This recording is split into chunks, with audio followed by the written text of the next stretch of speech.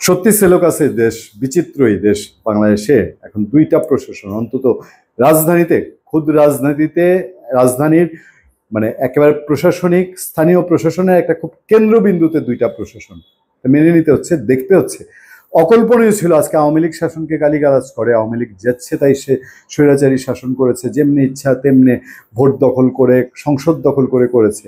তো তার কি খানিক অংশ এখন আবার দেখানোর জন্য নতুন রূপে ঢাকা সিটি কর্পোরেশনে মেয়র হতেই হবে, শপথ পড়তেই হবে ইশরাক হোসেনের, বিএনপি নেতা ইশরাক হোসেনের। এবং ইশরাক হোসেন কে?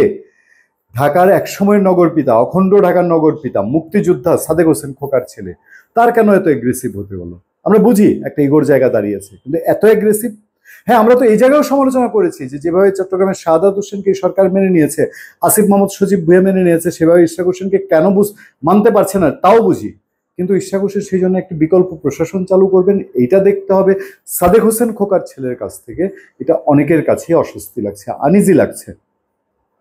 নিশ্চিত কিনা, আপনারা তাই মনে করেন কিনা? সবাই তো এই বিতর্কের মধ্যে তো ছিলই যে বিএনপি যে নির্বাচন মানে না আওয়ামী লীগের, সেই নির্বাচনের সূত্র ধরে ইশরাক হোসেন এখন মেয়র হতে চায়।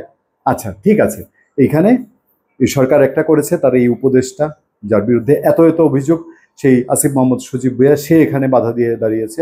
বিভিন্ন দুইটা নগর ভবনে যে প্রশাসক বসানো হয়েছে, এই প্রশাসক বসানোর ফলে কি কি হচ্ছে দেশের মানুষের কাছে খুব পরিষ্কার। আজকে এই আন্দোলনের প্রায় দেড় মাসে গড়াবে, এখন দেড় মাসের মাথায় পত্রপত্রিকায় খবর, এবং সবাই মনে করে যে আমার দেশ পত্রিকা অনেকটাই বিএনপি সমমনা পত্রিকা। আওয়ামী লীগ সরকার এই আমার দেশ পত্রিকাকে বন্ধ করে দিয়েছিল, তার সম্পাদক মাহমুদুর রহমানকে অ্যারেস্ট করেছিল। সেই পত্রিকা বলছে এবার নগর ভবনে প্রশাসনিক কাজ শুরু করলেন ইশরাক।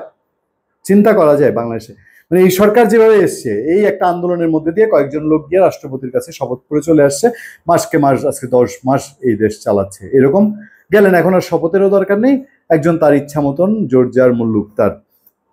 আন্দোলনের পাশাপাশি চলমান নাগরিক সেবা ও মশক নিধন অভিযানের জন্য প্রস্তুত স্প্রেম্যানরা। ইশরাক হোসেন নিজে কর্মসূচি উদ্বোধন করলেন, কিছুক্ষণের মধ্যেই সেখানে বিএনপি নেতা ইশরাক হোসেনের যোগদানের কথা রয়েছে। ছবি আছে আমার দেশে, তারা বলছে। এদিকে ইশরাক হোসেন মেয়রের দায়িত্ব বুঝিয়ে দেওয়ার দাবিতে নগর ভবনের সামনে অবস্থান কর্মসূচি চলছিল। এর আগে সকাল থেকে বিভিন্ন এলাকা থেকে মিছিল নিয়ে নগর ভবনে আসছে ঢাকাবাসীর ব্যানারে লোকজন। নগর ভবনের কনফারেন্স রুমে একটি সভা করেছেন ইশরাক হোসেন। নগর ভবনে এটি তার প্রথম সভা, সেই সভার ব্যানারে ইশরাক হোসেনের নামে মেয়র লেখা ছিল। এটা আপনারা সবাই অলরেডি জানেন, আমরা এটা নিয়ে কথা বলেছি। এবং সেই আসিফ মোহাম্মদ সজীব ভুঁইয়া তিনি আগের দিন বলেছিলেন ইশরাক হোসেনকে যে তিনি অফেন্সিভ ক্রাইম করছেন, মানে তিনি এমন ক্রাইম করছেন যেটা ফৌজদারি ক্রাইমের অভিযোগ এনেছেন ইশরাক হোসেনের বিরুদ্ধে। জবাবে ইশরাক বলছেন যে অপরাধ করলে আমাকে গ্রেফতার করুন।